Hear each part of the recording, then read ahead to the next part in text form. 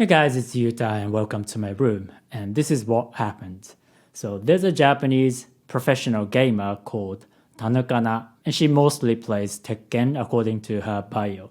So she was streaming and she started to talk about this Uber Eats guy who came to deliver food to her. And after that, he asked her for her contact information, which she didn't give. But then she went on to talk about how he was short. She was like, oh, he was about 165 centimeters, which is about 5 feet 5 if you are not familiar with the superior metric system. And then she said, oh, if you're a guy and if you are shorter than 170 centimeters, which again is about 5'7", you have no human rights. And then she suggested if you're under 170, you need to have this type of bone lengthening surgery, because if you're above 170, you will have human rights. And this comment made a lot of people upset.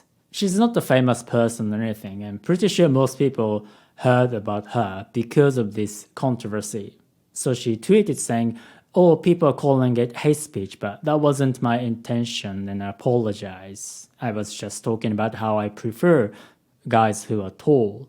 She didn't think people would make a big deal out of it because she didn't have so many viewers. So basically she was making this locker room talk argument. But the thing is, she's a professional gamer who works for a gaming company. I think it's an esport team. So she would get paid by her sponsors.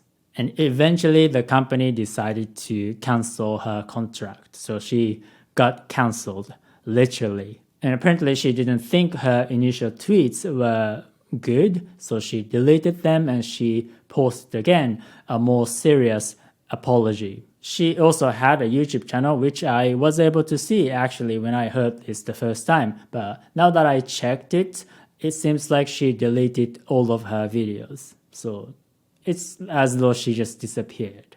I personally find it interesting that things that Japanese people get cancelled for are quite different than things that people get cancelled for in English-speaking countries, because I think it's usually more about making racist or sexist statements. But in Japan, apparently it's about height. But think about it, yeah, of course, height is something you can't change. So it's just like your race, gender, it's unfair to be treated like that for things you can't even change. And I also wonder if there's any cultural differences when it comes to having very strong height preferences when it comes to your romantic partner.